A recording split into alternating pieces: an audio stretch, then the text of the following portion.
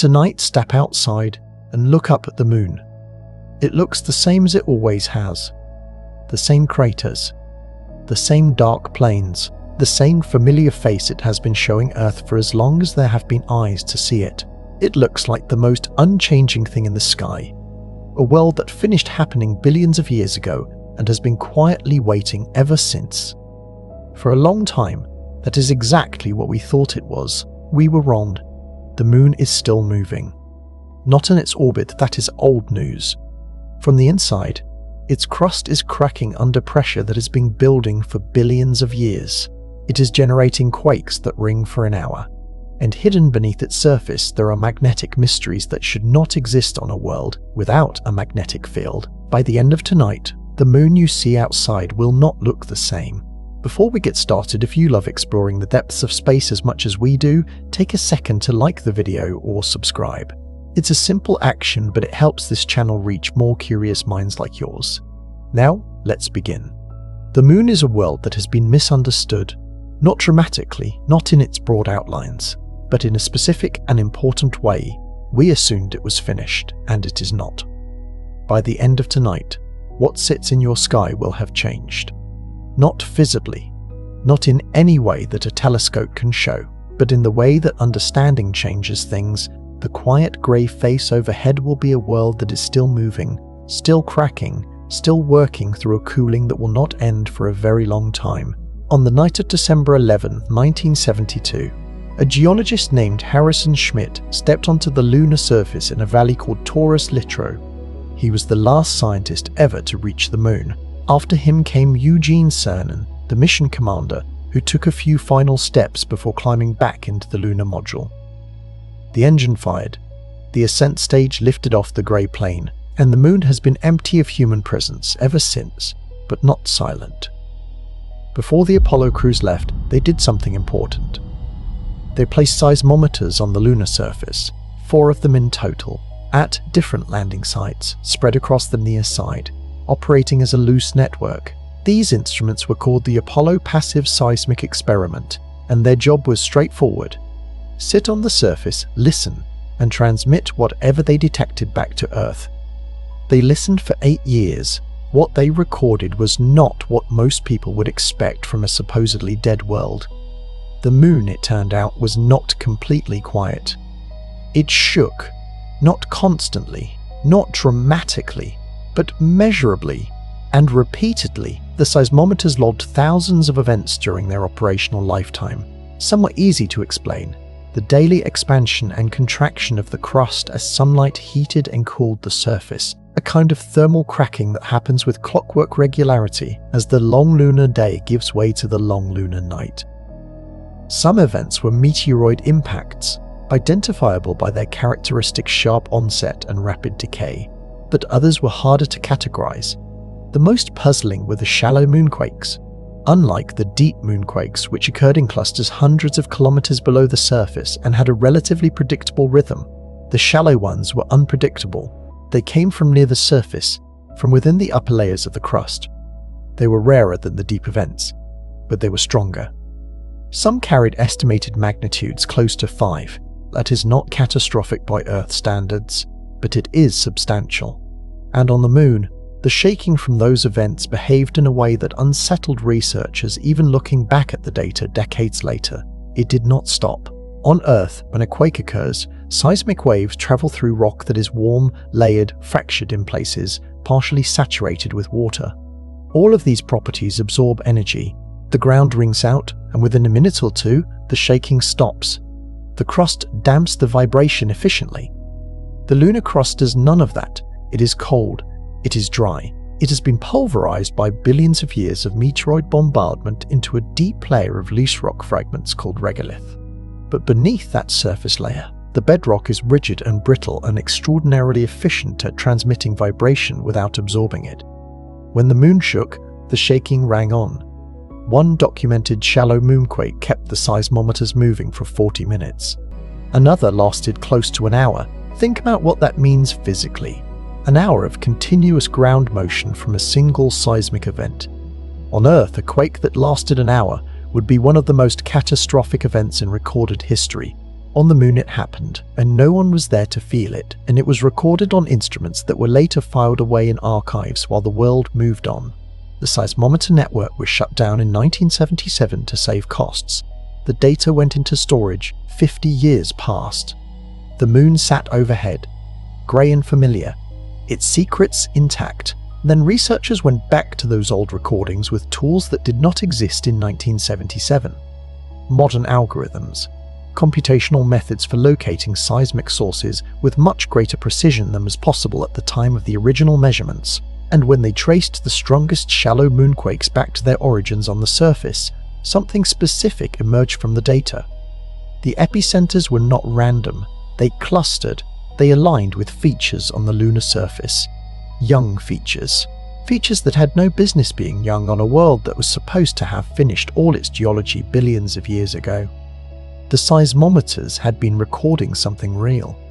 The Moon was not still, and the reason it was moving was written on its surface for anyone with the right instruments to read. The Apollo seismic network was, by the standards of any planetary seismology experiment that came before or after it, an extraordinary achievement deployed under extraordinary constraints. The astronauts who placed the seismometers on the lunar surface were not trained seismologists.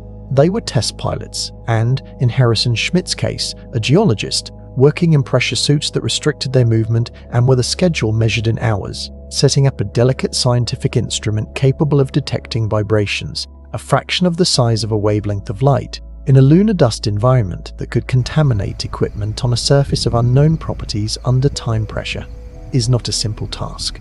They did it anyway. The instruments themselves were engineering accomplishments. They had to survive the vacuum of space, the extreme temperature swings between lunar day and night, more than 250 degrees Celsius, a variation between the two, and the radiation environment, while remaining sensitive enough to detect ground motion measured in fractions of a micrometer. The fact they operated for 8 years until they were deliberately shut down rather than failed on their own speaks to the quality of their construction. What the network lacked was density. 4 seismometers spread across the near side of a body 10,000 kilometers in circumference is a sparse array. On Earth, a regional seismic network used to locate earthquakes might include dozens of stations within a few hundred kilometers of each other.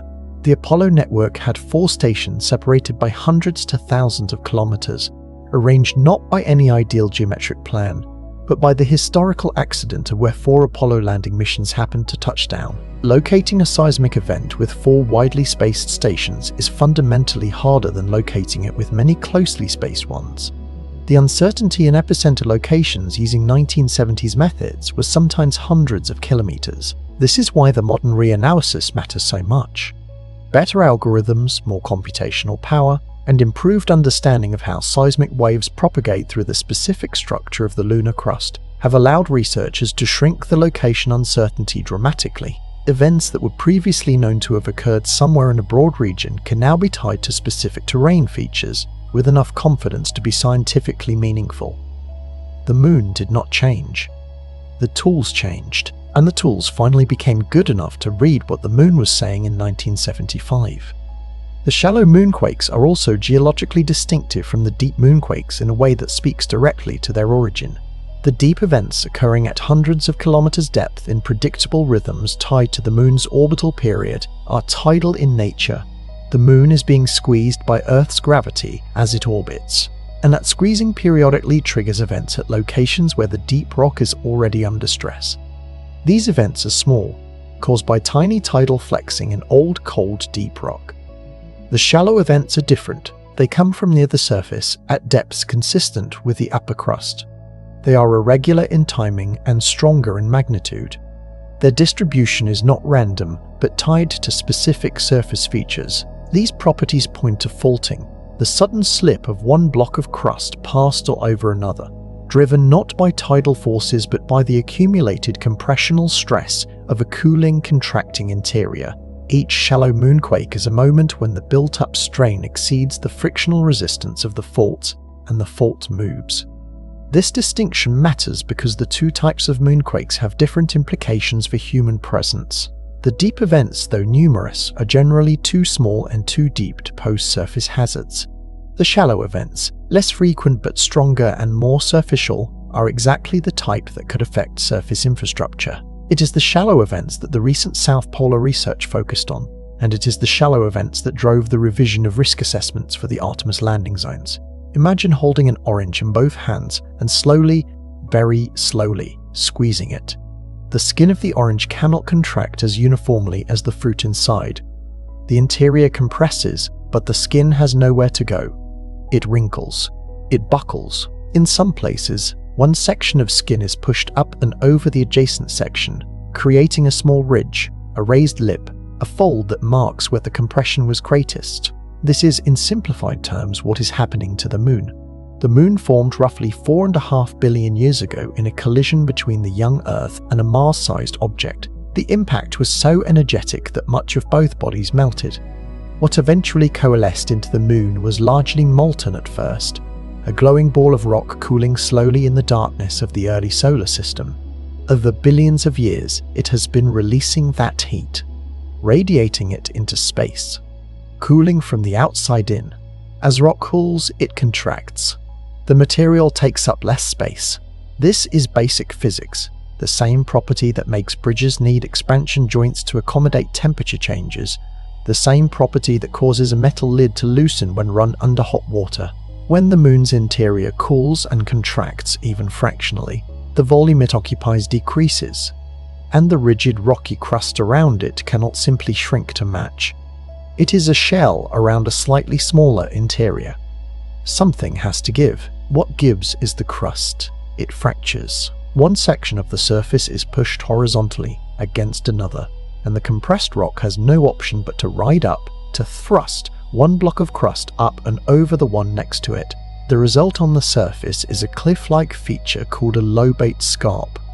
From above, it has a curved or scalloped outline, like a crescent or the edge of a robe fallen in folds.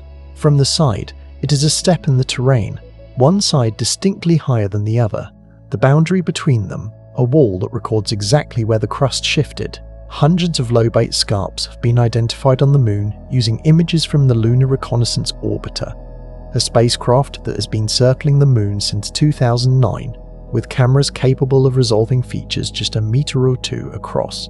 These scarps range in length from less than a kilometer to more than 100 kilometers. Some are just a few meters high. Others rise to hundreds of meters. What they will share is evidence of compressional force. The crust was squeezed, and this is where it yielded. The total shrinkage of the Moon implied by these features is modest in absolute terms. Estimates suggest the Moon has contracted by roughly 50 meters in circumference over hundreds of millions of years. On a world more than 10,000 kilometers in circumference, 50 meters is barely a rounding error, but the key phrase is hundreds of millions of years, not billions. The lobate scarps are not ancient relics from the Moon's first billion years of cooling. The freshest ones, identified by the lack of small meteoroid impact craters on their faces and the sharp, unweathered nature of their edges, are geologically recent. Some are estimated to have formed within the last 100 million years. A few may be even younger. And here is the part that makes the lobate scarps more than a geological curiosity. They are faults. Active faults. When a thrust fault forms or reactivates, the movement along it releases energy as seismic waves. The ground shakes. The Moon quakes. The shallow Moon quakes recorded by the Apollo seismometers and the young lobate scarps seen in Lunar Reconnaissance Orbiter imagery are not two separate phenomena. They are the same phenomenon, viewed from different angles. One is the cause, the other is the record, and both are telling the same story. The Moon's interior is still cooling, still contracting, and still occasionally cracking as the crust adjusts. The Moon is geologically active, not dramatically, not volcanically, not in a way that would be obvious from Earth, but in the specific way that a slowly cooling, slowly shrinking world is always active. It is settling, adjusting, fracturing quietly in the dark, and occasionally releasing enough energy to shake the ground for an hour. The precise amount by which the Moon has shrunk matters less than the fact that it is still shrinking, but the number is worth understanding in context. 50 meters of circumference reduction sounds negligible. Spread across a world more than 10,000 kilometers in circumference, It represents a fractional change so small it would not be measurable without the geological evidence that records it. The Moon is not visibly smaller than it was a billion years ago. No telescope could detect the change, but that 50 meters of circumference reduction, distributed across the entire surface as compressional stress, translates into an enormous amount of strain energy accumulated in the crust. Every kilometer of surface area has absorbed a small share of the compression. Most of their energy is locked in the cold, rigid rock, waiting. The lobate scarps are where it was released. The rate of shrinkage is not constant.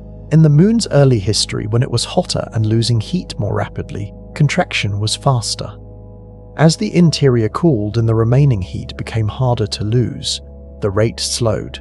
The Moon is now in its slow cooling phase, radiating heat gradually into space, contracting at a rate so slow that geologically young features like the most recently formed lobate scarps may represent millions of years of accumulated strain released in a single slip event.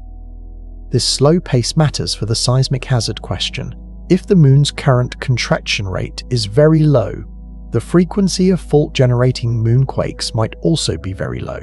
Perhaps a significant event every thousands of years in any given region, or the strain might build over long periods and release episodically, producing clusters of activity separated by long quiet periods.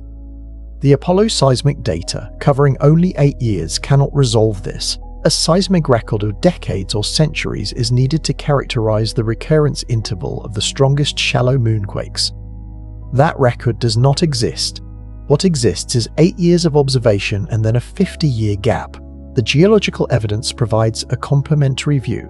The freshness of specific scarps, the lack of superimposed impact craters, the sharpness of their edges can be used to estimate when specific fault movements occurred. This approach has its own uncertainties, but it provides a much longer temporal window than the seismic archive. The conclusions from this approach are consistent with ongoing activity.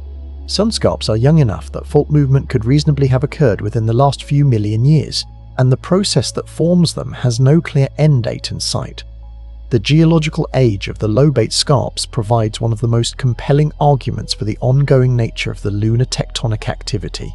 Geologists age surfaces on the Moon primarily by counting craters.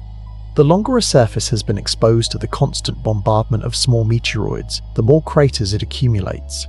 A heavily cratered surface is old. A surface with few small craters superimposed on it is young, recently exposed, or recently formed. By counting the craters on the face of a lobate scarp, scientists can estimate how long the scarp has been exposed to the meteoroid flux, and therefore when, approximately, the thrust fault movement formed it. The freshest lobate scarps on the Moon have remarkably few superimposed craters. Some have almost none. The implication is that they formed within the last tens of millions of years, and possibly much more recently.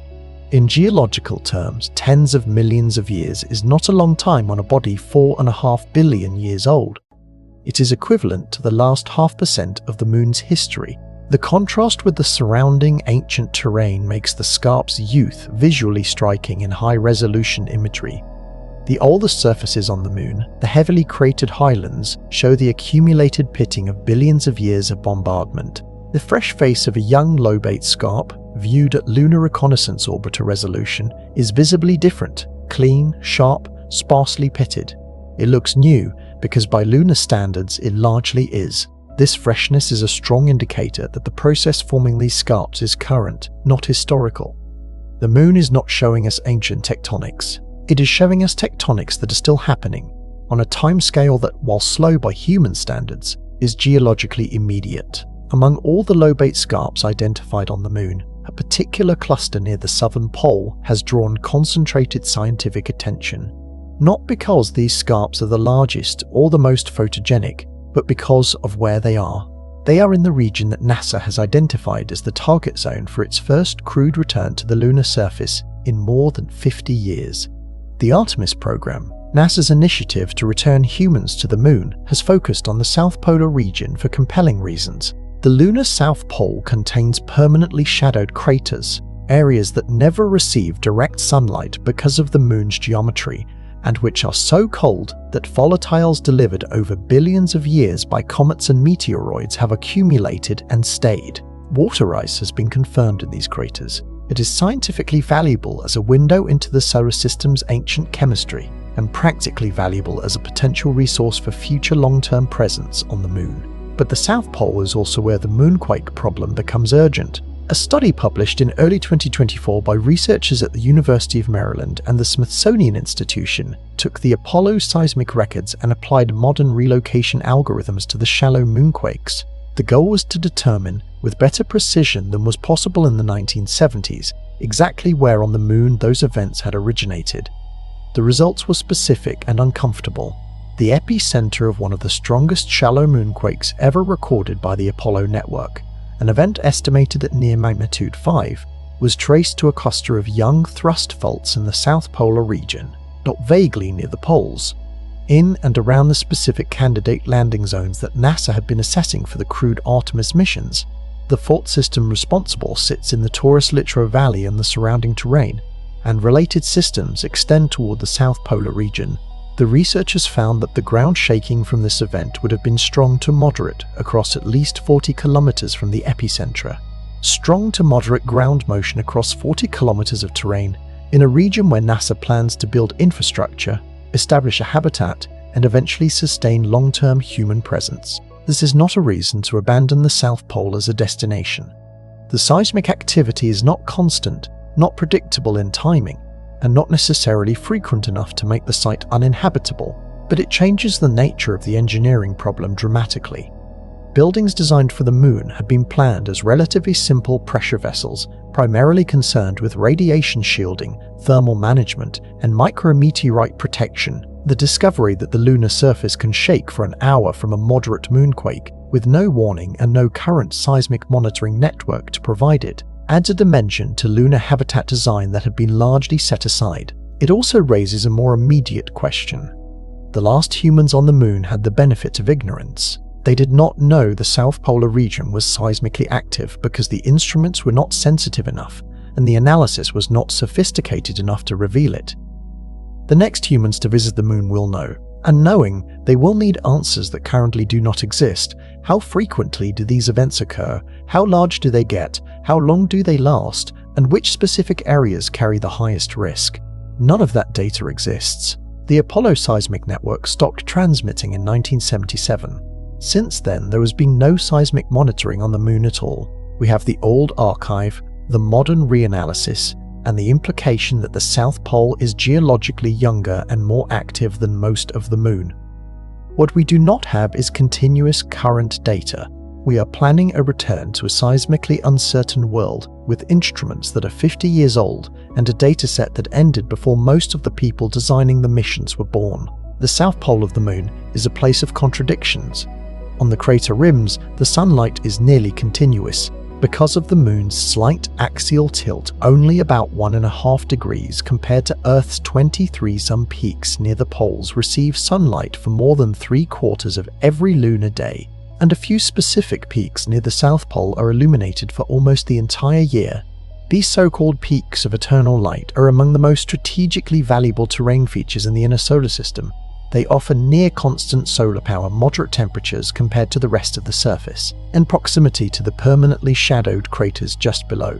Inside those craters, the contradiction inverts completely. The temperatures at the floor of the deepest permanently shadowed regions are among the lowest measured anywhere in the inner solar system.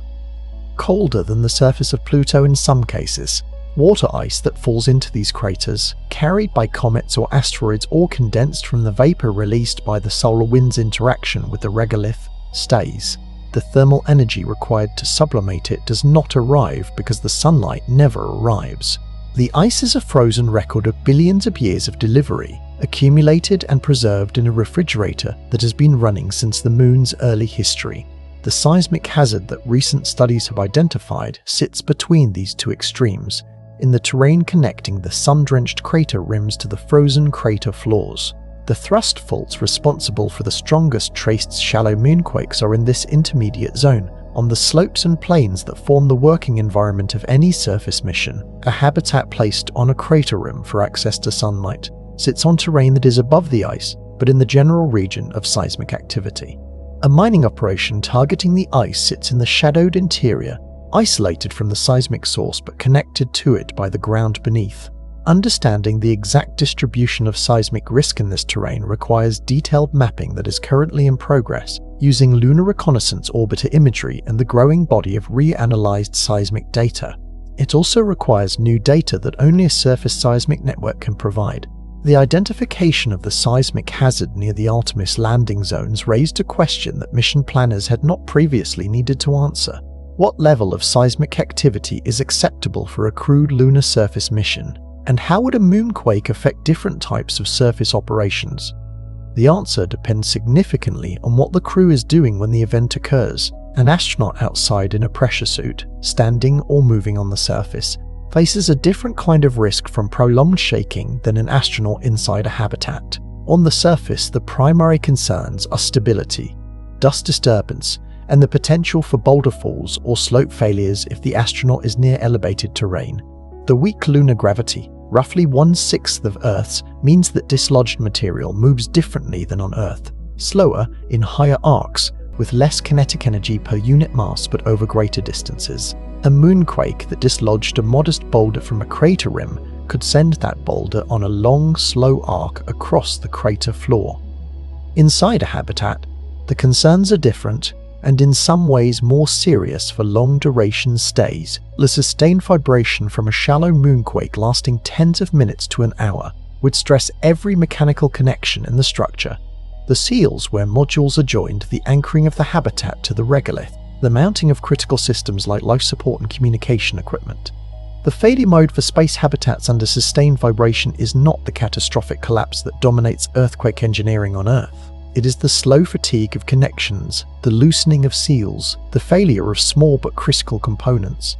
Designing against this requires a level of testing and validation that has not yet been done. The lunar habitat designs currently in development were not, as of the time these studies were published, explicitly certified against a sustained hour-long vibration environment. The seismic discovery is therefore not just a scientific finding. It is an engineering design requirement that did not previously exist in the mission specifications. In late 2025, a team of researchers at the Smithsonian Institution's National Air and Space Museum published the results of a project that had been quietly proceeding for years in parallel with the moonquake relocation work. They had been mapping ridges, not the large, well-known ridges visible to the naked eye through a modest telescope, not the prominent wrinkle ridges that have been studied and catalogued for decades as part of the basic geology of the lunar maria. The vast, dark plains that fill the moon's ancient impact basins. What this team was mapping was small features subtle enough to have been overlooked or dismissed in earlier surveys, detectable only because the Lunar Reconnaissance Orbiter's cameras could now image the surface with a resolution that earlier orbital missions could not approach. Small mare ridges. The scientific literature abbreviates them as SMRs, and until this study they were not well understood. They had been noticed in places described here and there in papers focused on specific regions of the moon, but no one had attempted to map them globally, and no one had worked out precisely how they formed or what they indicated about the moon's geological state. The study changed that on both counts. The global mapping effort identified more than 1,000 small mare ridges distributed across the lunar maria, the dark volcanic plains that cover large portions of the moon's near side and portions of the far side.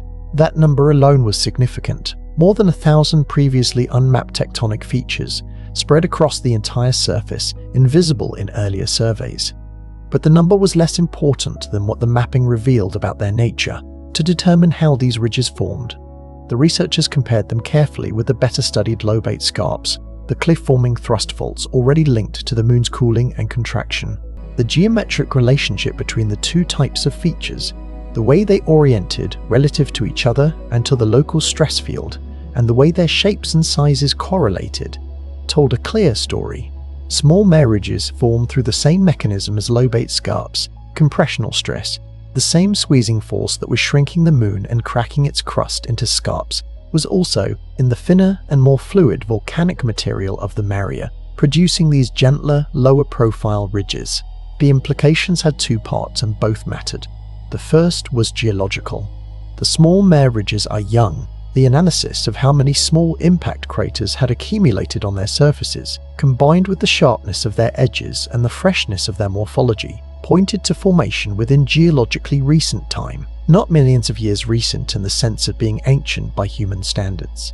Young in the sense that the same forces that built them are still operating. The moon is still compressing in these regions. The ridges are not relics.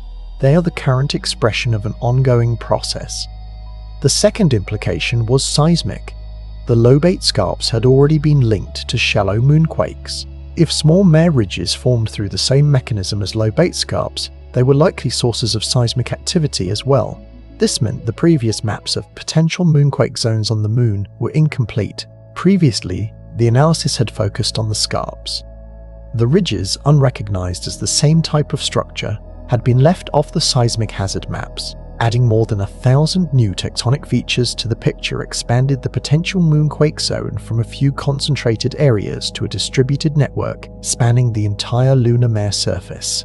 The moon was not just occasionally active near the South Pole. It was potentially active across much of its visible face. The small mare ridges discovered in the 2025 Global Mapping Study are geologically subtle features, and their subtlety is part of what made them so long overlooked.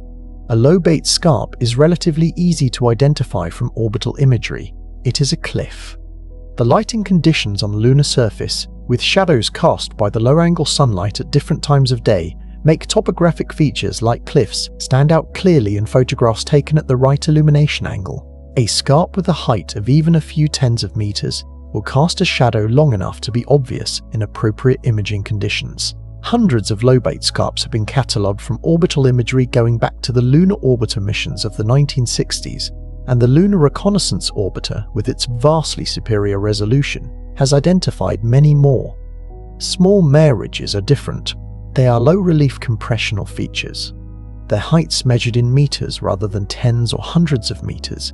Their lateral extents perhaps a kilometer or a few kilometers rather than tens of kilometers. They are visible in imagery if the lighting is right, but subtle enough to be dismissed as photographic artifacts or noise in surveys not specifically designed to look for them. They are also numerous. The 2025 study identified more than 1,000 of them, which means they are common enough to have been passed over repeatedly in surveys looking at specific regions or specific types of features. The systematic global search, applied with the specific goal of identifying and characterizing these structures rather than looking for something else, revealed them for what they are: a widespread young tectonically active fabric covering the lunar maria, not isolated features in a few locations. A distributed system of compressional structures across the entire dark volcanic plains. The maria cover roughly 16% of the moon's total surface area. They are concentrated on the near side, where the crust is thinner and volcanic activity in the past few billion years was more prevalent. The discovery of widespread young tectonic ridges across this large fraction of the lunar surface significantly expands the picture of current geological activity beyond the relatively focused South Polar region. The global mapping of small mare ridges has implications that extend beyond seismic hazard assessment to the question of how the moon's geological history is recorded in its surface. The lunar maria are not simply flat volcanic plains. They are geologically layered surfaces, the product of multiple volcanic eruptions over a period spanning from roughly 3.5 billion to about 1 billion to about 1 billion years ago, with the volcanic activity gradually tapering and eventually ceasing. The thickness of volcanic material in the maria varies from place to place, from a few hundred meters in thin deposits to several kilometers in the thickest parts of the large basins. Beneath the volcanic material lies the ancient impact-fractured crust of the highlands. The small mare ridges now identified across these plains formed after the volcanic activity that created the plains had ended. They are the moon's most recent tectonic features. Their distribution across the maria and the way they align with the underlying structural trends of the ancient crust beneath the volcanic cover tells a story about how the stresses driving them propagate through the layered surface. In some regions, the ridges align with structures in the underlying crust that predate the volcanic plains by hundreds of millions of years. The compressional stress is not random. It is channeled by the existing architecture of the crust, finding the lines of weakness that ancient impacts and early tectonic events left behind. The moon's current tectonic activity is therefore not independent of its older history. It is operating on a template established long ago, expressing itself through structures that the ancient moon created. This connection between old and new, between the impact-fractured ancient crust and the young compressional features of the Mare Plains, is one of the reasons that understanding the moon's current activity requires understanding its entire 4.5 billion year history. One of the stranger properties of a moonquake compared to an earthquake is how long it lasts. A typical earthquake at moderate magnitude is over in seconds. The seismic waves propagate through the rock, the energy disperses, and the shaking stops. The mechanisms responsible are the same ones mentioned earlier: warm rock, layered geology, water-saturated zones, and the general capacity of an active, dynamic crust to absorb and scatter energy. Earth is good at swallowing its own vibrations. The moon is terrible at it. When seismic energy enters the lunar regolith, it does something specific: it scatters. The regolith is not a homogeneous medium. It is billions of years of pulverized rock, a mixture of grains of different sizes, shapes, and compositions, packed together with significant void space between the particles. When a seismic wave enters this material, it bounces between grains, reflects off subsurface boundaries, diffracts around obstacles, and splits into multiple smaller waves that travel in different directions. The energy does not disappear, it disperses and reverberates. And below the regolith, the cold, dry, unfractured bedrock provides almost no additional damping. The waves keep going. An Apollo astronaut standing on the surface during a moderate shallow moonquake would not experience one clean jolt. They would experience a long, disorienting period of gentle but sustained ground motion. The surface would shudder and shift beneath their boots, not violently enough to knock them down, but persistently, unpredictably, lasting far longer than any earthquake they had experienced on Earth. Equipment resting on the surface could vibrate loose, dust would rise from the regolith and drift slowly in the weak gravity. Any structure anchored to the surface would feel the motion transmitted through its foundations for the full duration. This reverberation property is not just an engineering nuisance, it is scientifically informative. The way seismic waves propagate through the lunar interior, the way they scatter and reflect and eventually decay, carries information about the structure of that interior. The Apollo seismic data, analyzed with modern tools, has given researchers insight into the depth and composition of the lunar crust, the properties of the upper mantle, and the possible nature of the deep interior. The moon's poor wave damping is an inconvenience for future engineers and an invaluable tool for planetary scientists. But practically speaking, for anyone planning to live on the moon, the duration problem is real. A habitat designed to withstand a few seconds of shaking, the standard earthquake engineering scenario, is a different object from a habitat designed to withstand an hour of continuous moderate vibration. The materials must be different, the anchoring must be different, the way systems are mounted, the way cables are routed, the way joints are sealed, all of it changes when the design requirement extends from seconds to an hour. None of the current designs for lunar habitats, as of the time these studies were published, had been optimized for an hour of sustained seismic activity. The Artemis program's architecture was built around a different set of assumptions about the moon's geological behavior. Those assumptions are now being revised. What that revision ultimately requires will depend on data that does not yet exist. A new seismic network on the moon, running continuously, producing the kind of current picture of lunar seismic activity that the Apollo archive cannot provide. The hour-long shaking of a shallow moonquake is worth dwelling on from a purely physical standpoint because it reveals something fundamental about the difference between the moon and Earth as geological environments. On Earth, the efficiency of seismic wave attenuation, the speed at which the ground returns to stillness after a quake, comes from several sources. The thermal state of the rock matters enormously. Warm rock is more ductile, more capable of absorbing energy through internal friction than cold rock. Earth's mantle, which is hot enough in many places to be close to its melting temperature, damps seismic waves effectively. The fractured, jointed, water-saturated upper crust absorbs energy through the movement of fluids in cracks and pores. Even the soil and sediment at the surface provide significant attenuation. The moon has none of these mechanisms in their Earth-like forms. Its mantle is cold, well below its melting temperature, and rigid. Its crust is dry. The upper regolith, while loose and granular, does not contain water in its pores in any appreciable quantity. The combination of cold temperature, dry conditions, and the absence of a fluid phase in the rock means that seismic energy, once generated, propagates without the dissipative mechanisms that Earth uses to stop the shaking. The regolith itself contributes to the problem in an unexpected way. Rather than absorbing seismic energy the way loose soil on Earth might, the loose granular nature of the regolith causes scattering. Seismic waves enter the regolith and interact with grain boundaries, voids, and heterogeneities in the material. Each interaction scatters some energy into other directions.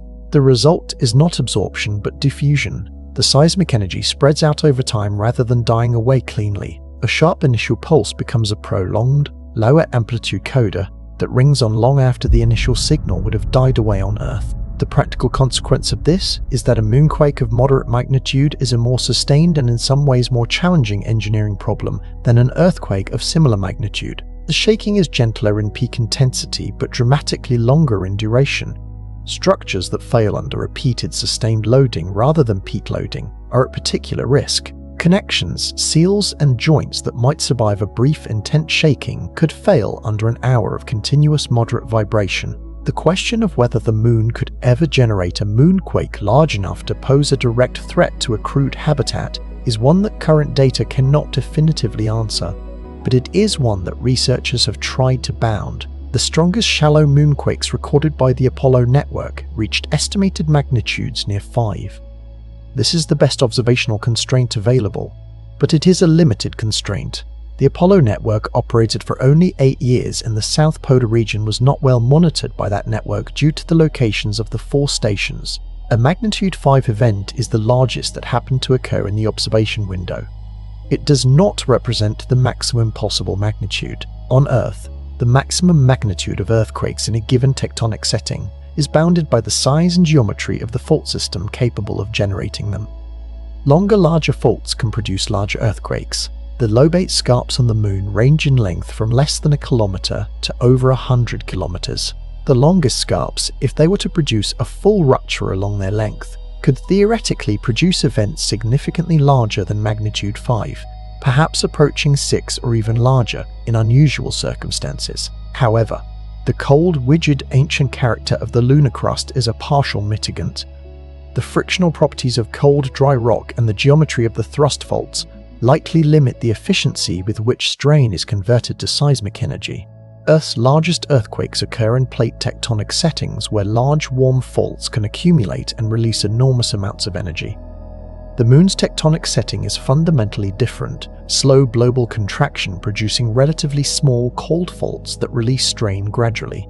The working assumption in current planning is that events significantly larger than the Apollo-era observations are unlikely, but not impossible, and that designing surface infrastructure to withstand a magnitude 5 event sustained for an hour represents a reasonable engineering target while acknowledging that the dataset is too limited to define the upper bound with confidence. Everything described so far, the shallow moonquakes, the lobate scarps, the small mare ridges, the reverberation, has been about the moon's near side, the hemisphere that always faces Earth, the face in the sky that you recognize, but the moon has another side. The far side of the moon is one of the most isolated surfaces in the inner solar system. It never faces Earth. No radio signal can reach it directly from the ground. It was completely unknown until 1959, when a Soviet spacecraft called Luna 3 flew around it and returned the first photographs of a surface that no human eye had seen. What those photographs showed was a world dramatically different from the near side. Fewer dark mare plains, more craters, an ancient and heavily battered crust that spoke of a history of intense bombardment that the near side's volcanic plains had partially obscured.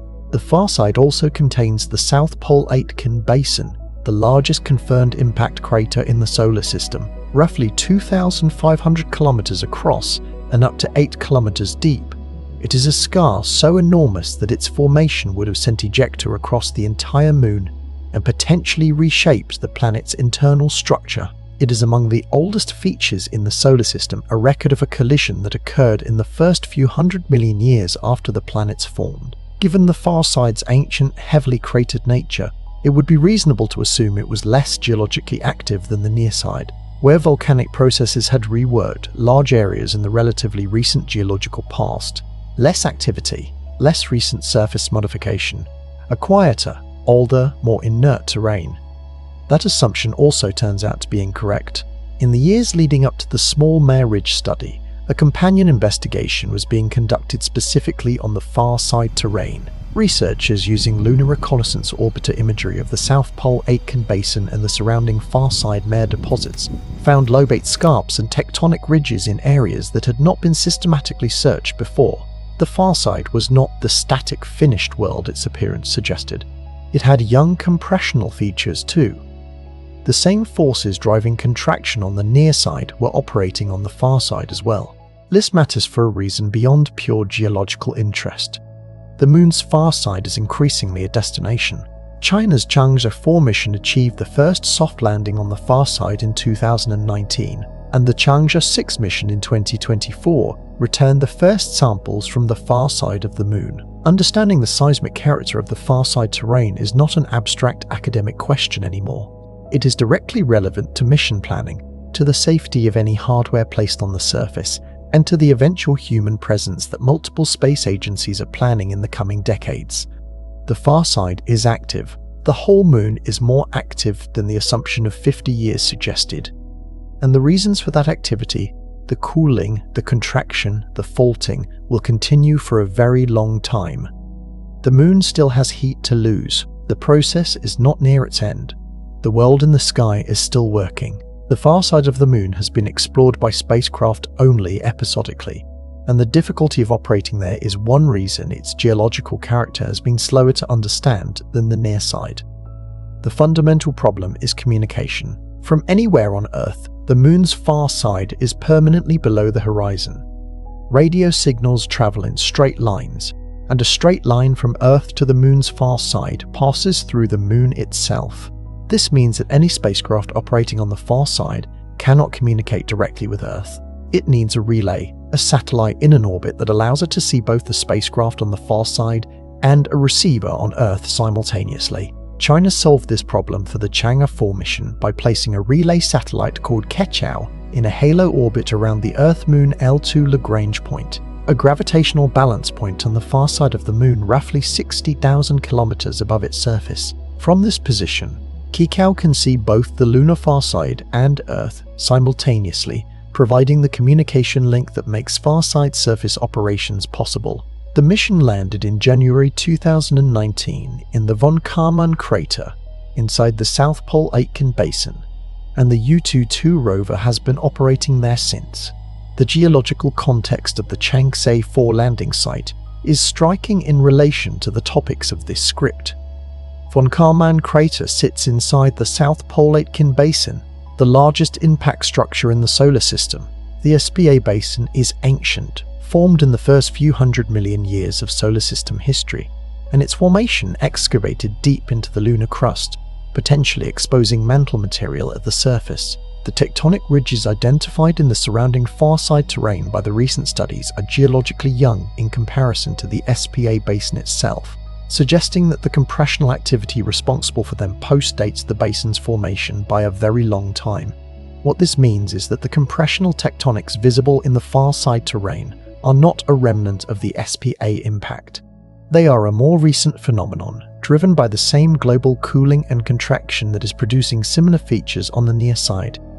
The far side is not geologically different from the near side in this respect. It is the same moon, cooling at the same rate, contracting under the same compressional stress, expressing that stress in similar geological structures. The far side of the moon presents not just a geological puzzle, but a window into the earliest history of the inner solar system that the near side cannot provide.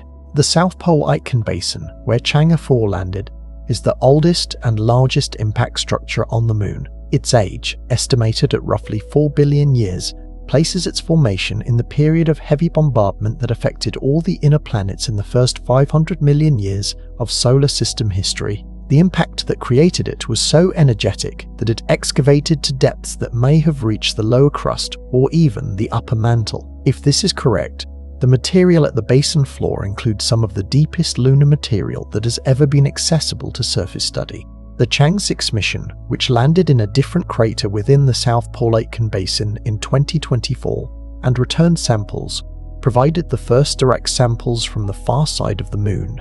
The analysis of those samples is ongoing, but initial results have already indicated differences from near-side samples that speak to the geological differences between the two hemispheres. The far side's thicker crust, its different volcanic history, and its different thermal evolution left chemical signatures in its rocks that near-side samples do not show.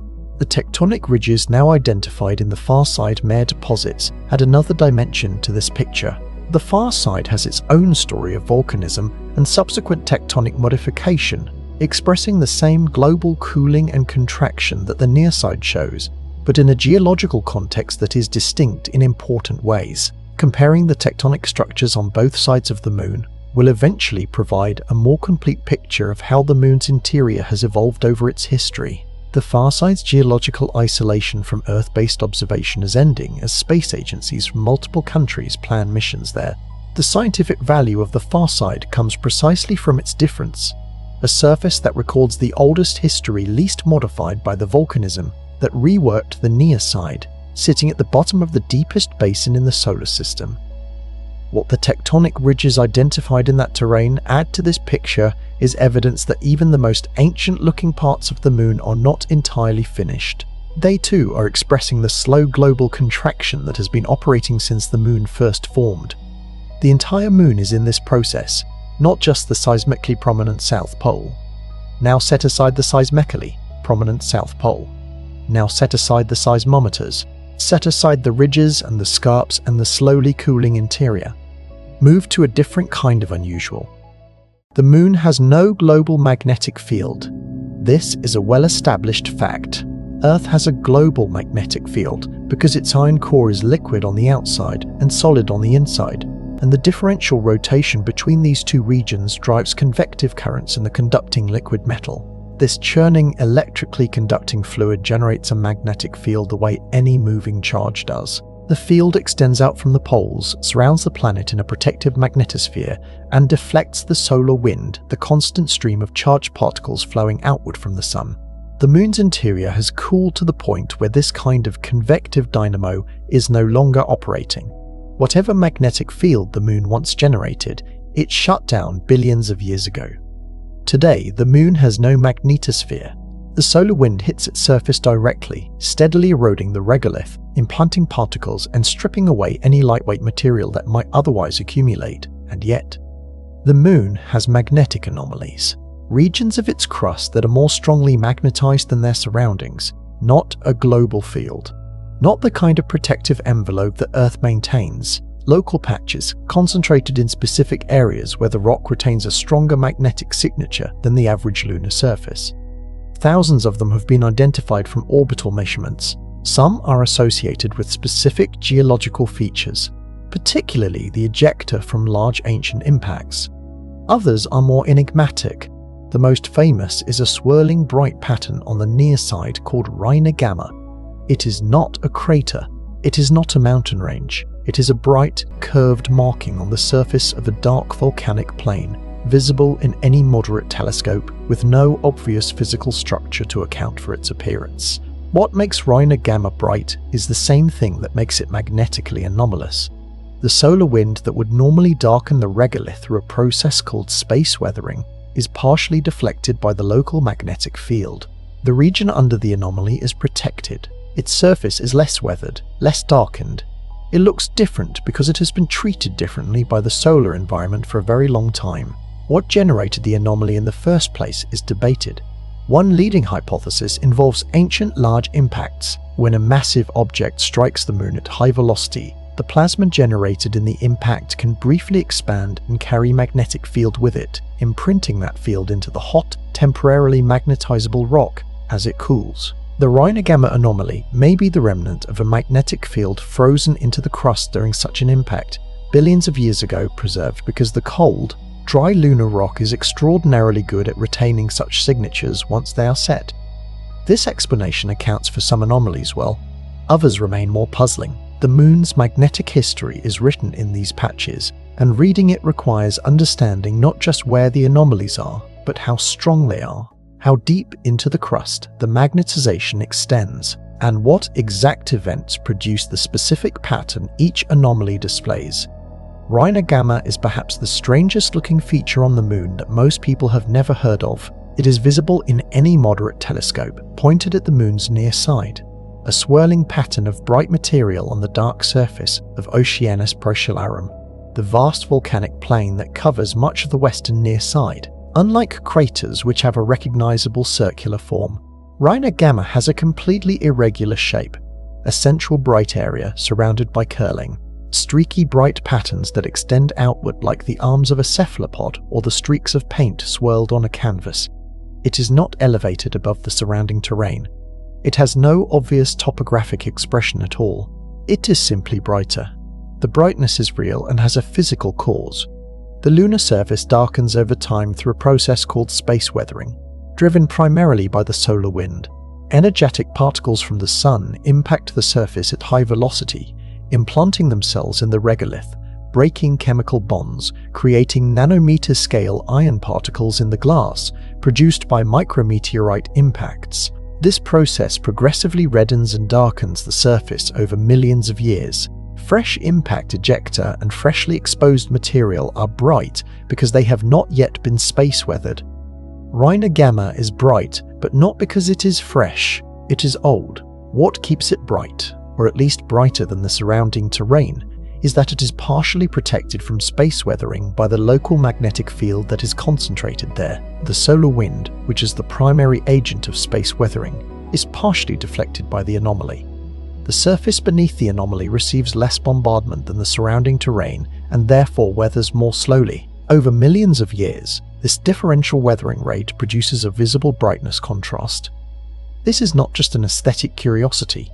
It is direct, visible evidence that a local magnetic field too weak to be felt by any ordinary instrument is nonetheless strong enough to influence the physical and chemical evolution of the lunar surface over geological timescales. The connection between magnetic field, solar wind interaction, and surface appearance is demonstrated in a feature you can see from Earth with a cheap telescope. The space weathering that Reiner Gamma is partially protected from is a process that has shaped the entire surface of the Moon, and that is still ongoing. The Moon's surface has been exposed to the solar wind for the entire history of the solar system. In that time, the energetic particles of the solar wind have implanted themselves into the regolith, modified its chemistry, and altered its optical properties. The process operates on a timescale of millions of years, gradually darkening and reddening the surface as iron nanoparticles accumulate in the glass produced by micrometeorite impacts. The net effect is that fresh surfaces on the Moon are bright, and the surface gradually darkens over millions of years of exposure. Bright crater rays, the streaks of fresh ejecta extending from young impact craters, are visible because the material excavated by the impact has been freshly exposed and not yet weathered. Over millions of years, the rays fade as the fresh material weathers to match the surrounding surface.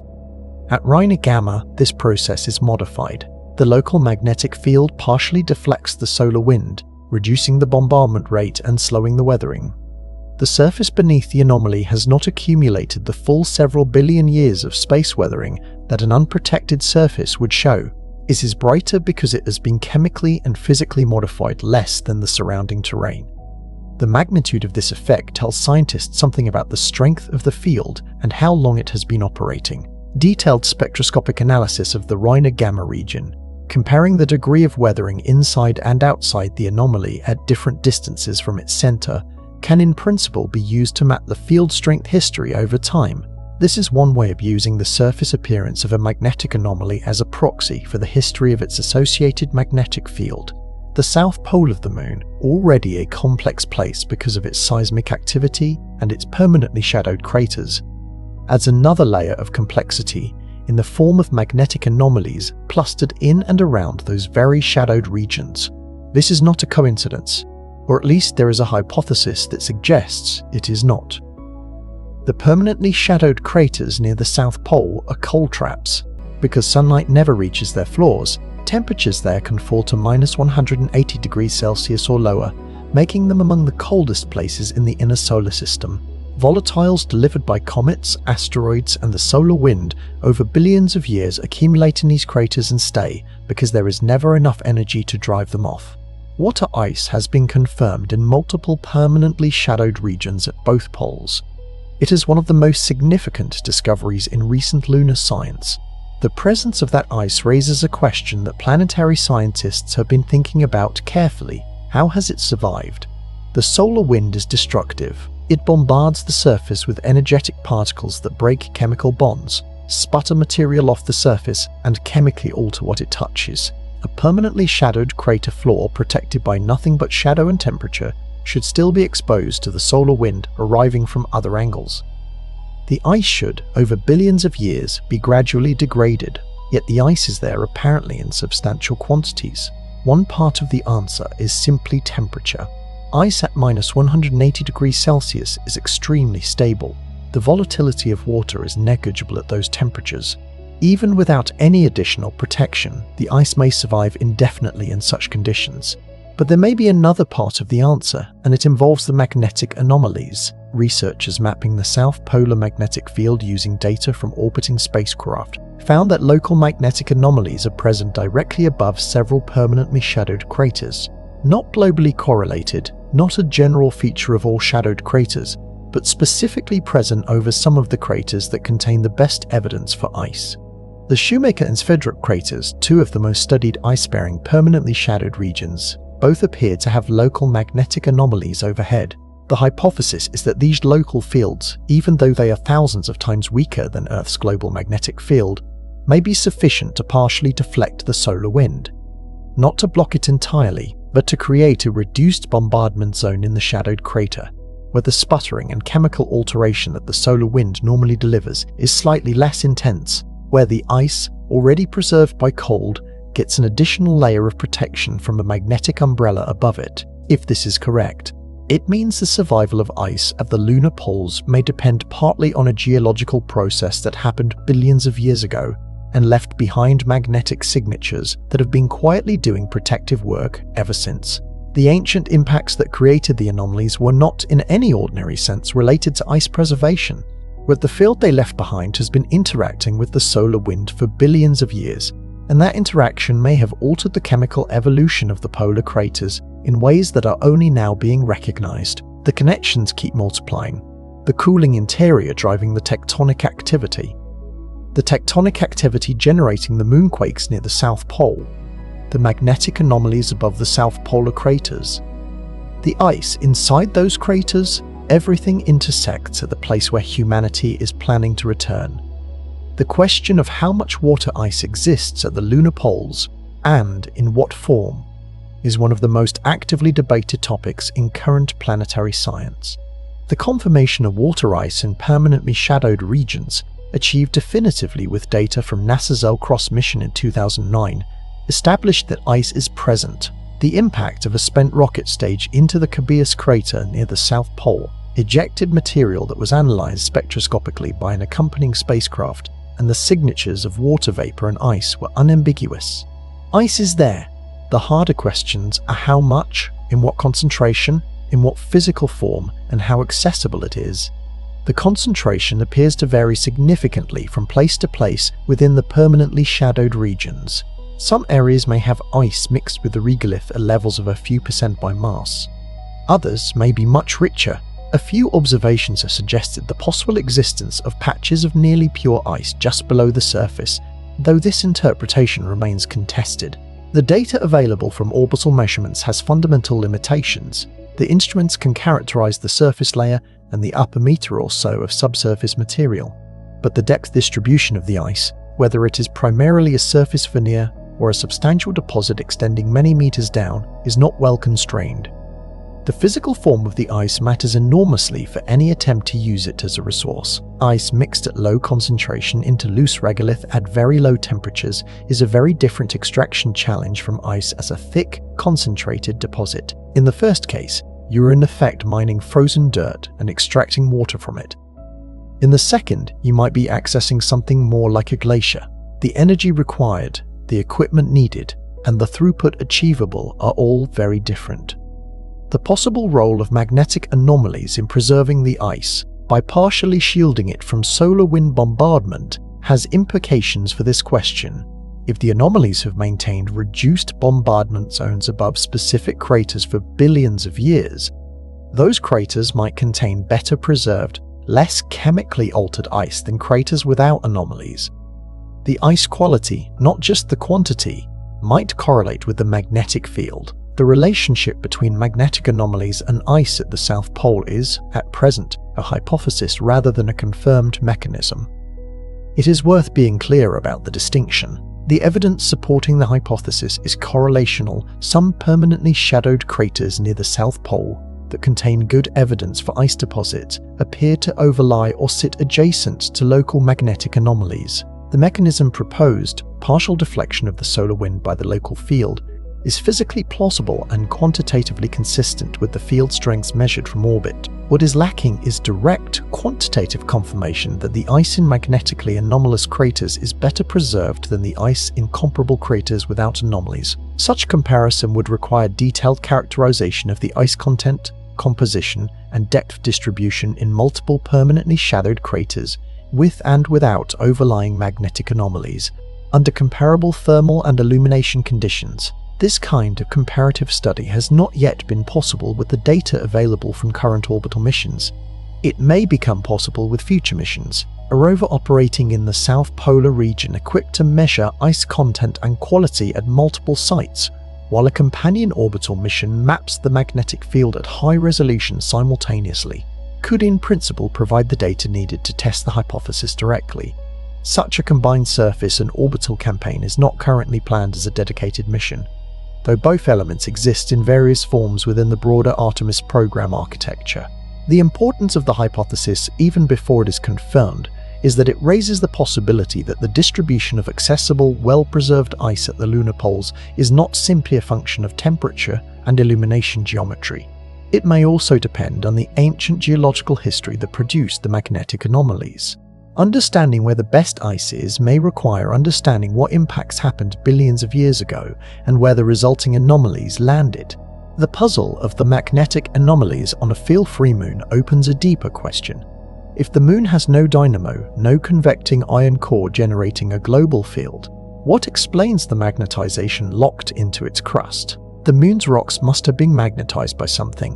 Magnetization requires exposure to a magnetic field, while the rock is above a temperature called the Curie point, the temperature above which magnetic domains in iron-bearing minerals randomize and lose their previous orientation. When rock cools below the Curie point in the presence of a magnetic field, the domains align with that field and the alignment is frozen in place. The rock remembers the field it cooled in. For the moon's oldest magnetic anomalies, the implication is that there was a field to align with. The most straightforward explanation is that the moon once had a dynamo. Its iron core, larger in proportion to the whole body than Earth's iron core but still substantial, was once hot enough and convective enough to generate a global magnetic field. Lunar rocks returned by the Apollo missions carry remnant magnetization consistent with exposure to a field several times stronger than Earth's current field, suggesting the ancient lunar dynamo was vigorous. Models suggest it operated for roughly 1 billion years after the moon formed, beginning to weaken and eventually shutting down somewhere between 3 and 4 billion years ago. This early dynamo is now gone, but its signature is preserved in the rocks it magnetized while it ran. Those rocks, buried or displaced by subsequent impacts, are the source of the anomalies that orbital spacecraft detect today. The moon's magnetic map is a partial record of its dynamo history, preserved in the crust like a message frozen in stone. The large impact hypothesis adds another layer. Even after the dynamo shut down, subsequent large impacts could have remagnetized local regions of the crust. The plasma cloud generated in a hypervelocity impact carries a strong but brief magnetic field. As that cloud expands and cools, it imprints a field into the hot, freshly melted rock around the impact site. The resulting anomaly can persist for billions of years in the stable, cold, dry lunar crust. Both mechanisms, dynamo remanence and impact remanence, likely contributed to the moon's current magnetic map.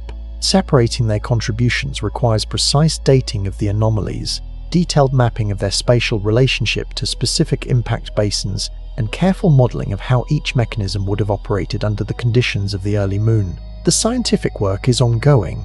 The moon's magnetic history is not yet fully reconstructed, but the key point for the current story is that the anomalies are real. They are strong enough in places to influence the surface environment, and they are connected to processes both the ancient dynamo and the impact history that shapes the moon in ways we are still untangling.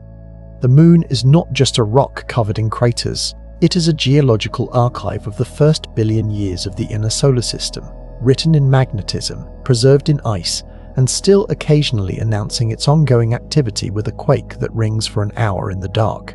The moon's ancient magnetic history, recorded in the remnant magnetization of its rocks, is a subject that connects the moon to fundamental questions about how planetary dynamos work and why they stop. Earth's dynamo has been running continuously for at least 3.5 billion years, sustained by the heat released as the inner solid iron core slowly grows at the expense of the outer liquid iron core. The solidification releases both latent heat and compositional energy. The light elements excluded from the solid iron enriching the liquid and driving convection. This is a self-sustaining process. As long as the inner core grows, the dynamo runs. The moon's dynamo had a different character. The moon's iron core is proportionally smaller than Earth's, and the moon lacks the long-term energy source of a growing inner core. The mechanisms that sustained the early lunar dynamo are still debated. Candidates include thermal convection driven by the initial heat of formation overturn of the lunar mantle, as denser early crystallized materials sank, and the mechanical stirring of the core by the tidal forces of the early Earth when the moon was closer to Earth and those forces were much stronger. Whatever mechanism ran the dynamo, it was eventually insufficient to sustain the convection needed to generate a field. The dynamo weakened and eventually shut down, leaving the moon's crust with a record of the ancient field frozen in its oldest rocks and a modern surface with no global magnetic protection. The timing of the shutdown is still being refined. Analysis of lunar rock samples returned by Apollo missions suggest the dynamo was operating at high intensity during the first billion years of the moon's existence, was weaker in the subsequent billion years, and then appears to have largely shut down before about 2 billion years ago. The exact end date is uncertain, and some researchers argue the dynamo may have persisted in a weakened state until more recently than the rock record currently demonstrates. This uncertainty matters because it affects the interpretation of some of the magnetic anomalies. If the dynamo had a later, weaker phase, anomalies that appear to post-date the generally accepted shutdown date might record this weaker late dynamo rather than requiring impact remagnetization to explain them. The ancient lunar dynamo shutdown, billions of years ago, is not just a fact about the moon's past. It is a clue to the moon's future, and to the future of the ice that makes the South Pole so important. As long as the moon's interior was hot enough to maintain a liquid outer core and convective motion within it, the dynamo ran and the global magnetic field provided some level of protection to the entire surface from the solar wind. With the shutdown of the dynamo, that global protection ended. The surface became fully exposed to the solar wind everywhere, and the gradual space weathering that has since darkened the regolith began operating at full intensity. This transition would have changed the surface environment significantly. Ice deposits that had formed under the partial protection of a global magnetic field were suddenly exposed to a different bombardment environment. Whether the transition was abrupt or gradual, whether ice that had accumulated in polar cold traps during the dynamo era survived the subsequent exposure, and in what quantities, are questions that have not been fully addressed. The local magnetic anomalies that persist today are, in this context, fossils of the earlier era. They are regions where the ancient field was locally frozen into the crust with enough strength to provide, even billions of years later, a residual deflecting effect on the solar wind. They are not replacements for the global field, but in the specific locations where they are strong enough and the geometry is right, they may have provided a partial continuity of protection that has mattered for ice preservation. The moon's magnetic history is therefore directly connected to its resource potential. Understanding one requires understanding the other.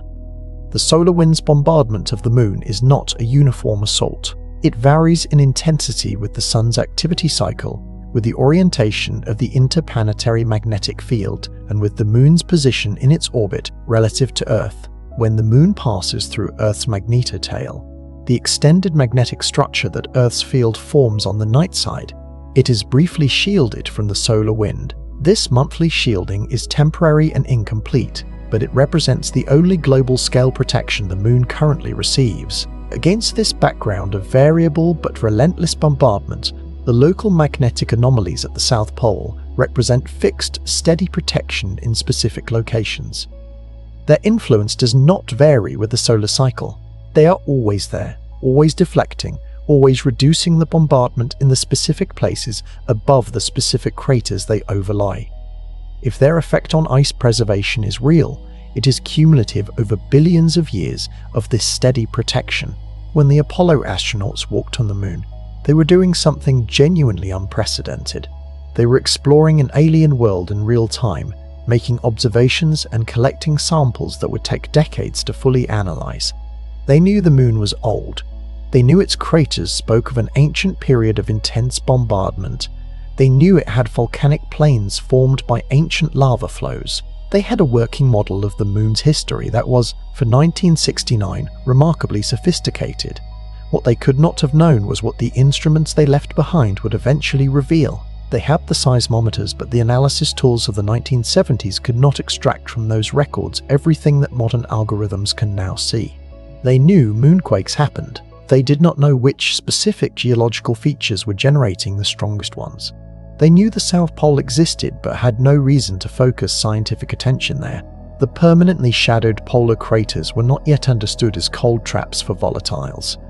The concept of water ice on the Moon was speculative, not confirmed. The magnetic anomalies had been detected from orbit but not mapped with the resolution needed to link them to specific surface features. The picture was incomplete in ways that were not obvious because the tools to complete it did not yet exist.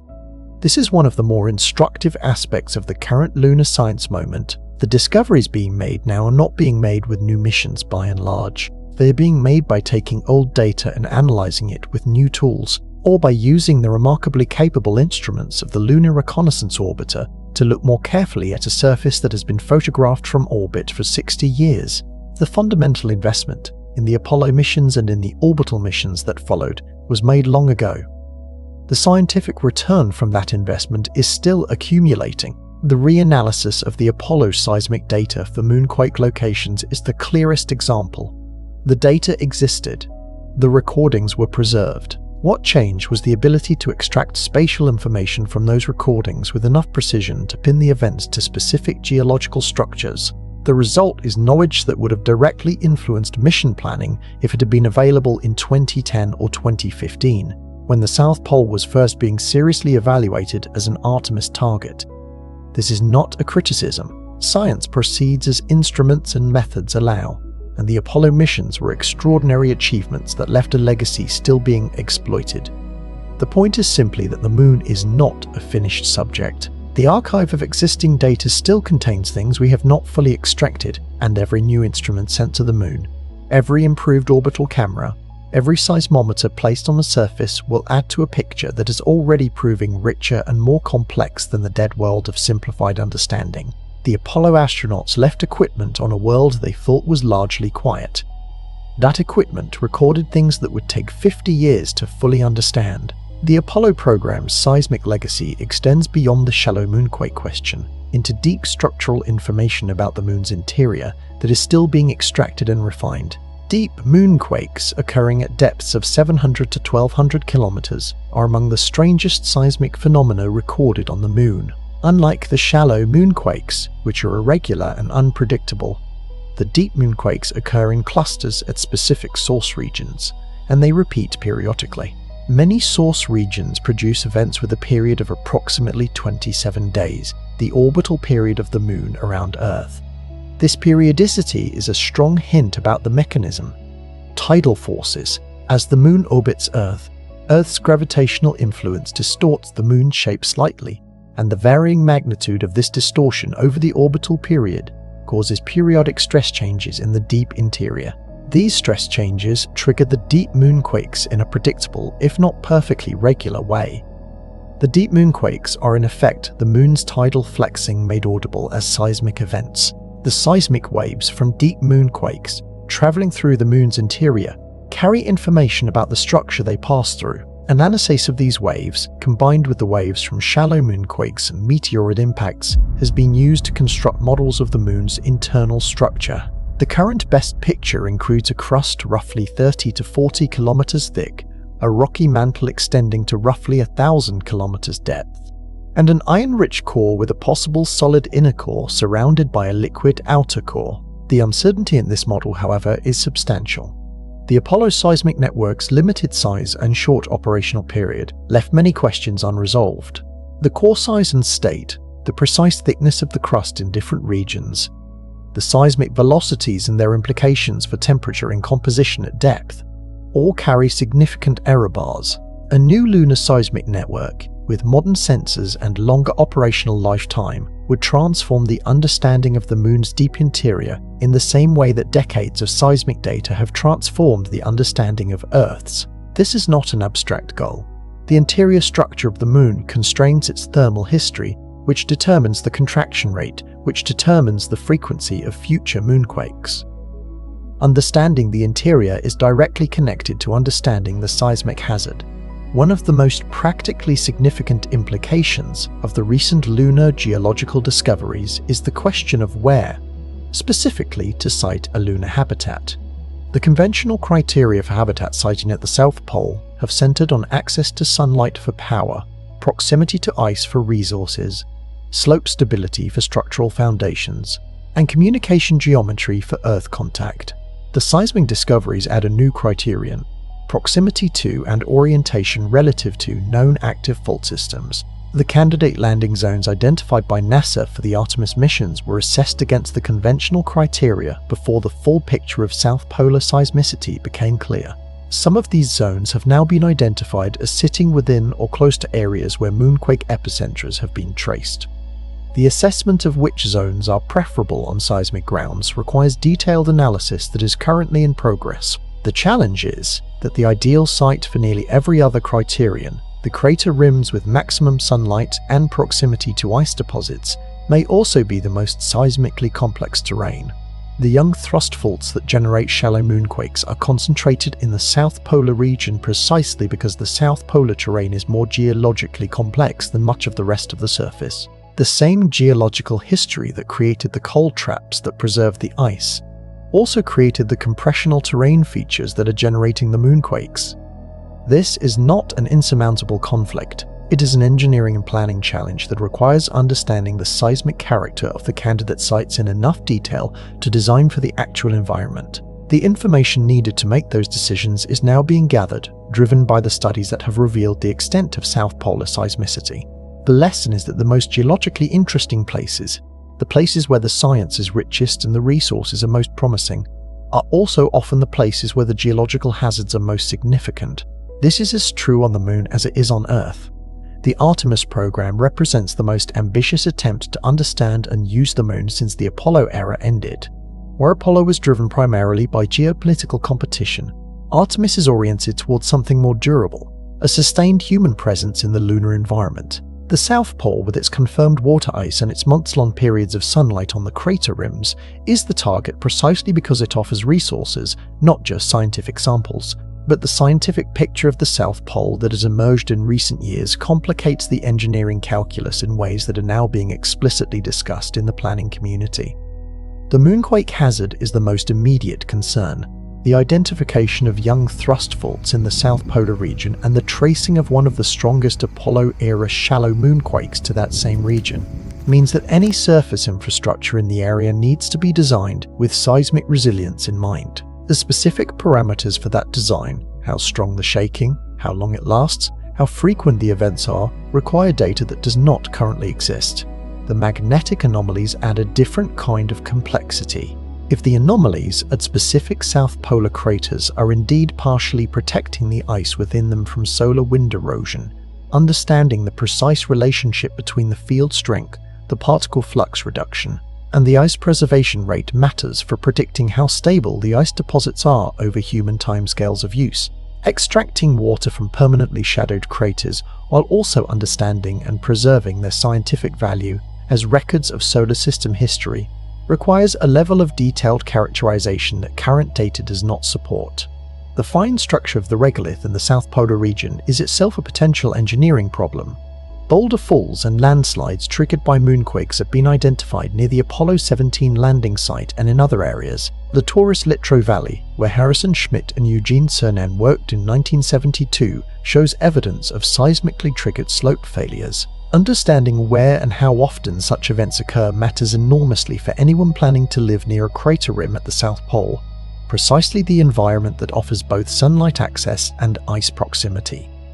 None of these problems are insurmountable. The Artemis program has known for years that the South Pole is a challenging environment.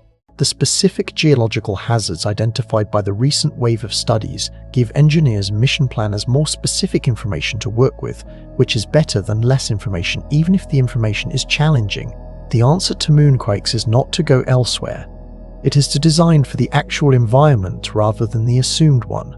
What the South Pole needs and what any long-term lunar presence will require is continuous seismic monitoring, a network of seismometers on the lunar surface, not one that runs for 8 years and is then shut down, but a permanent or at least long-running deployment that builds the kind of statistical picture of lunar seismic activity that currently does not exist.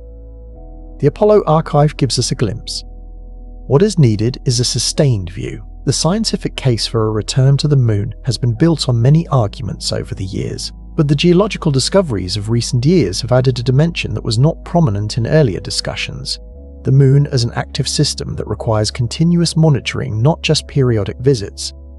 This framing represents a shift. The original case for returning to the moon in the Artemis era was built largely around resources and strategic positioning, the water ice as a potential propellant and life support resource, the South Polar peaks as locations for solar power, the unique scientific value of a geologically ancient surface.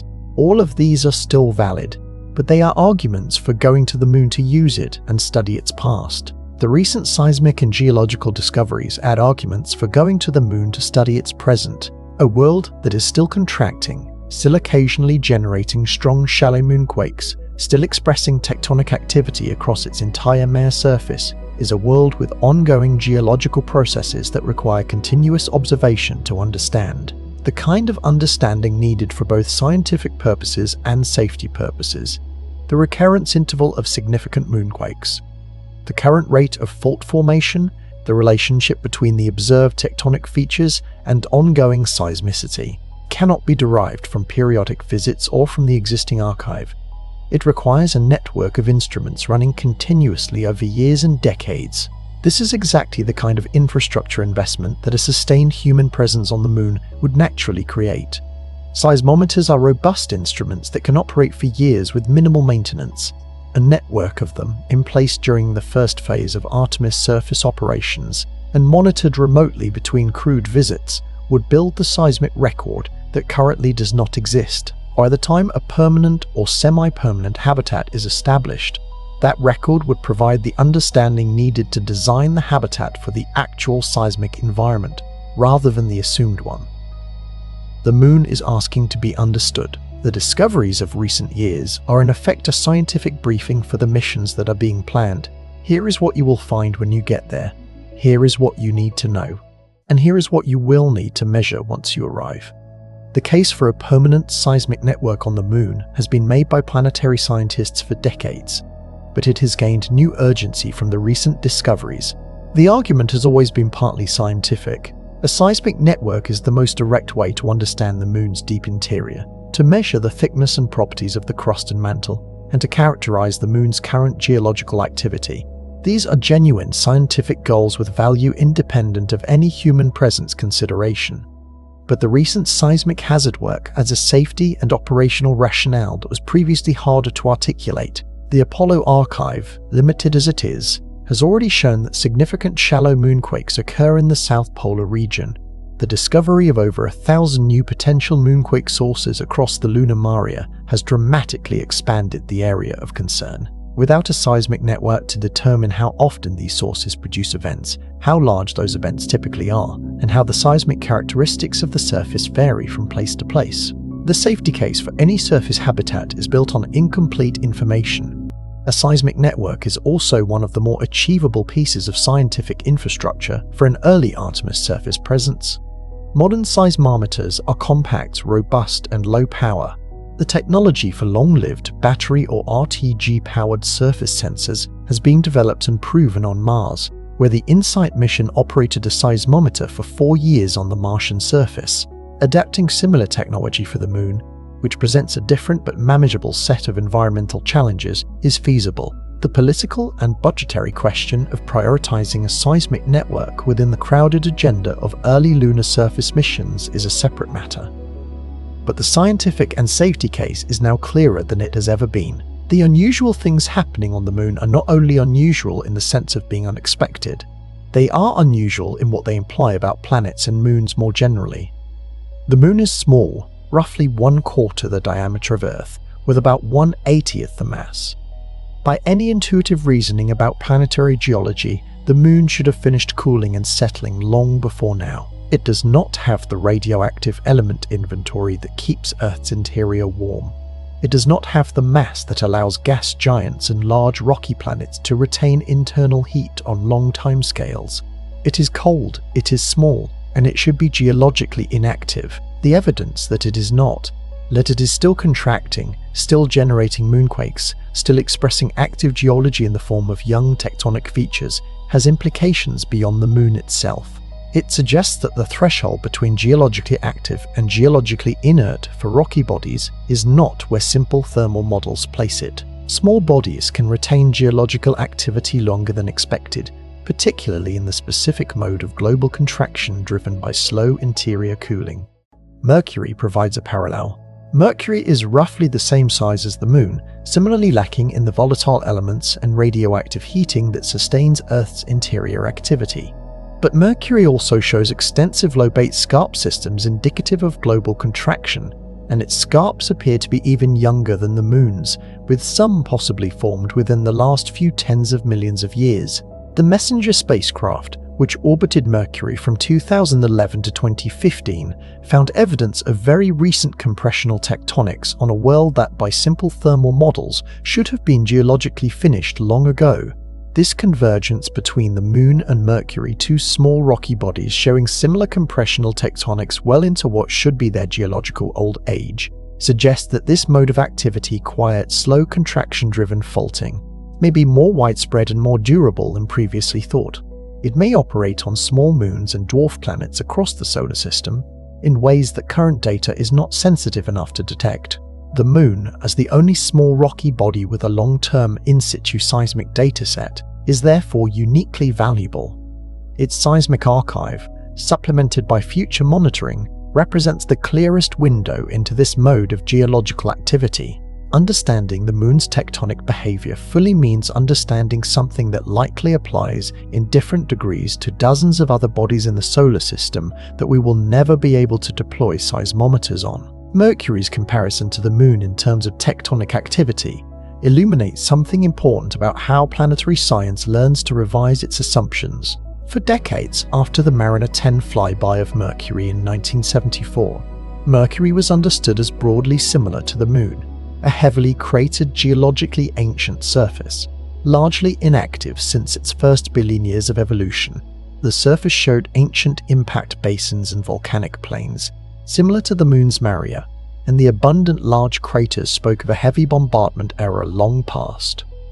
The Messenger mission, which orbited Mercury from 2011 to 2015, transformed this picture.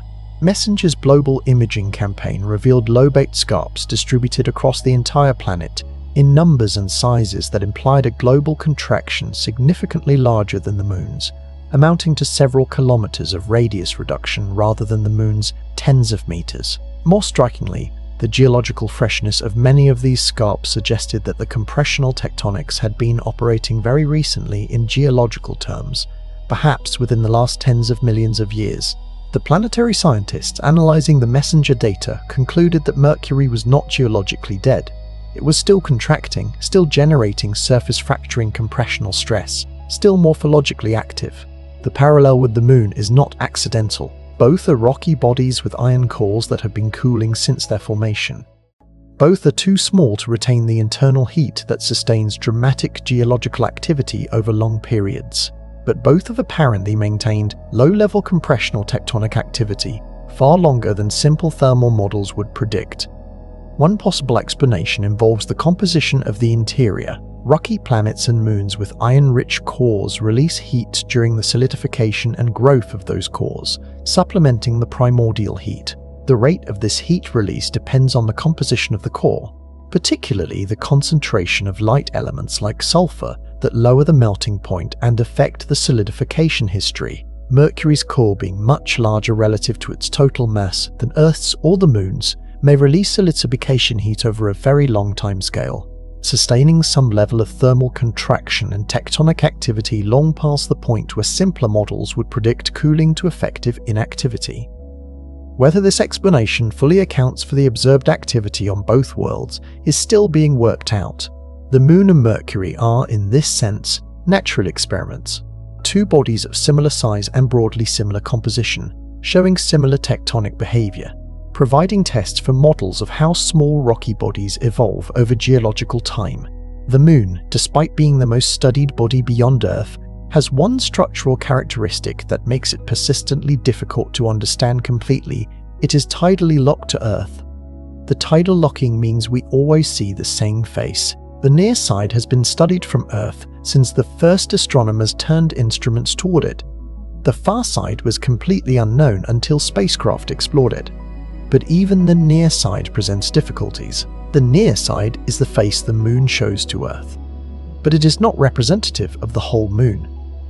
The two hemispheres are genuinely different crust thickness, different volcanic history, different topography. The near side's thin crust allowed more volcanic material to rub to the surface, creating the dark mare plains. The far side's thick crust suppressed volcanism, leaving the ancient cratered highlands largely unmodified.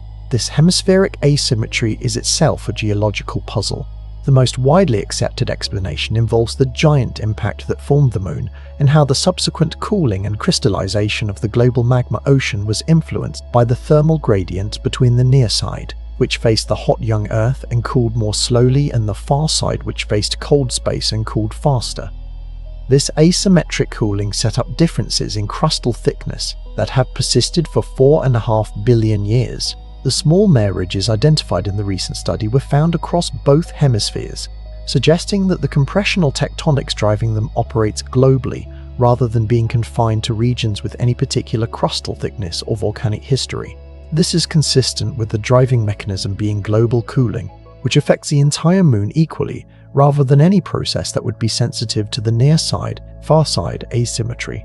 The Moon's locked face is a reminder that our observational history with it is itself lopsided, and that a complete understanding of a world requires studying all of it.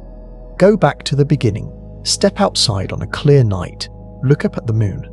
The craters are still there, the dark plains are still there, the familiar face is still there, the same arrangement of light and shadow that humans have been looking at for as long as humans have existed. Nothing about its appearance has changed. It is still the steady, reliable, ancient-looking presence in the sky that it has always been. But now you know something different about what you are looking at.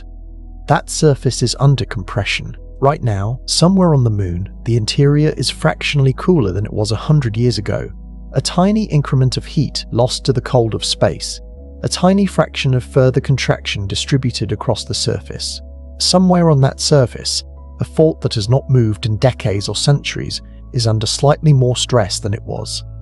At some point, not predictably, not soon in any human sense, that fault will slip. One section of crust will ride up over the other. The ground will shake. The shaking will last and last, ringing through the cold, rigid rock for minutes or an hour, and then gradually die away, leaving the surface imperceptibly different from before. Beneath some of the shadowed craters near the poles, ice is sitting in the cold. It has been sitting there for millions or billions of years, delivered by comets and meteoroids, preserved by temperature so extreme that the volatility of water is effectively zero. Above some of those craters, a magnetic anomaly is doing something quiet and slow, partially deflecting the solar wind, reducing by a small but potentially meaningful fraction the particle bombardment that would otherwise gradually degrade the ice over geological time. The ancient Moon, the Moon of the first billion years, left this field behind in the crust. The field is still working, and in the archives at various institutions around the world, the recordings from the Apollo seismometers are still being analysed. New papers are still being written about what those instruments measured between 1969 and 1977. The data is 50 years old and it is still producing scientific results that influence planning for missions that are being prepared right now. The moon is not the dead world of common understanding. It is a slowly active, magnetically complex, seismically surprising world that humanity is about to visit again for the first time in more than 50 years. What we find when we get there, what the surface underfoot actually does when the humans and their instruments arrive, is not fully known. We have the archive, we have the images, we have the models. What we do not have yet is continuous, current, in situ data from a world that has just been shown to be more geologically alive than the previous 50 years of assumptions suggested. The next chapter of lunar science is not being written in archives or orbital images. It is being written in the actual dust and the actual rock and the actual shaking of a surface that has been waiting, slowly moving, slowly cooling, for humans to come back and find out what it has been doing all this time. Good night. The image of the moon that most people carry is built from a limited set of experiences. The full moon, brilliant and round in the night sky, dominating a clear, dark evening. The crescent moon, a sliver of light against blue twilight. The photographs from the Apollo missions, grey plains and black sky and astronaut footprints in dust. None of these images suggests activity. They all suggest stillness.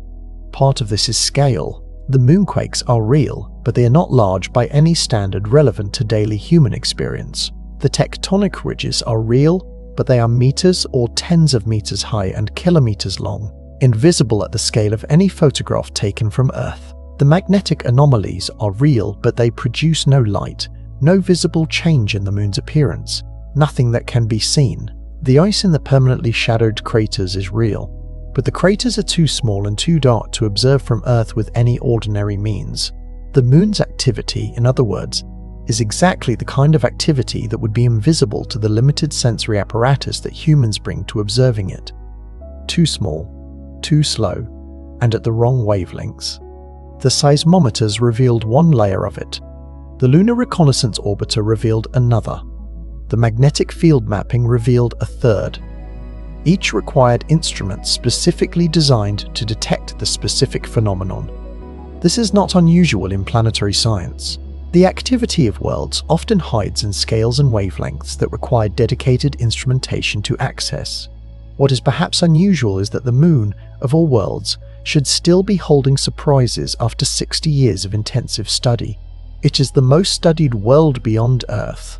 More spacecraft have visited or orbited it than any other body in the solar system.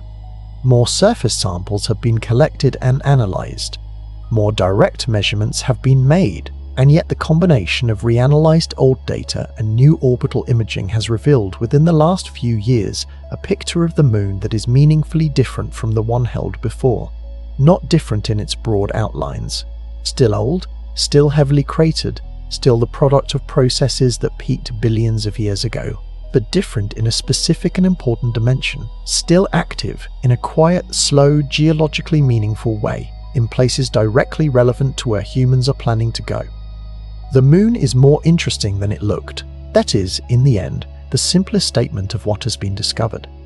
The title of this script promises that something really unusual is happening on the moon. It is worth being precise about what unusual means in this context, because precision matters in science even in a script that is not a scientific paper. The moon's geological activity is unusual relative to assumption, not necessarily unusual relative to what physics predicted for a slowly cooling rocky body. The assumption, widespread in popular understanding and even in some scientific contexts, that the moon is geologically dead and has been for billions of years was always an oversimplification. Basic thermodynamics says that the moon's interior is still warmer than the surrounding space, still losing heat, still contracting as it cools. The question was never whether this was happening, but whether it was happening fast enough and recently enough to produce observable surface effects. The recent discoveries show that it is. The lobate scarps are young. The small mare ridges are young. The Apollo seismic archive contains events linked to active faults. These are not predictions verified after the fact. They are observations that required specific instruments and analysis tools to detect, and they were not available until recently. What is unusual in a deeper sense is how long it took to see what was there. The moon has been observed continuously for decades, with increasingly capable instruments, and the picture of it as a dead world persisted well into the era of high-resolution orbital imagery. The shallow moonquakes were in the archive from 1975. The lobate scarps were being mapped from the 1970s, but the synthesis, the connection of young faults to active moonquakes to a still contracting interior, took decades to fully articulate. This is not a failure of science. It is how science works. Individual observations accumulate, new analysis tools allow old data to be interrogated more deeply, and at some point the synthesis becomes clear enough that a new picture emerges. The picture of a still active moon emerged from this process.